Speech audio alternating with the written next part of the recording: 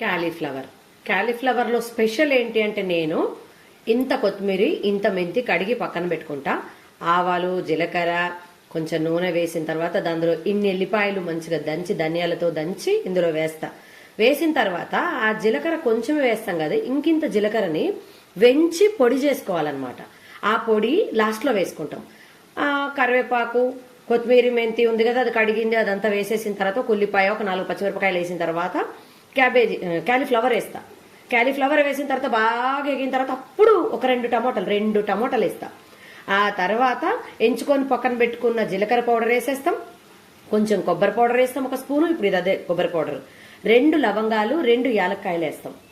ఇది మన cauliflower special. Cauliflower అయినా క్యాబేజీ అయినా సేమ్ వంటకం నాదైతే. ఒక్కసారి చేసి చూడండి ఫ్రెండ్స్, బాగా అయితే నాకు ఒక్కసారి కామెంట్ చేయండి.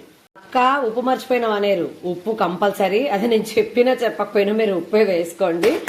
లేదు ఆ 4 పచ్చిమిరపకాయలు సరిపోవంటే కొంచెం 1 స్పూన్ అంత కారం కూడా వేసుకోవచ్చు. మంచిగా ఇలా మగ్గినట్టు అయిన తర్వాత మొత్తం ఆ క్యాలీఫ్లవర్లో ఉన్న వాటర్ అంతా పోయిన తర్వాత ఇప్పుడు దింపేసుకోవాలి.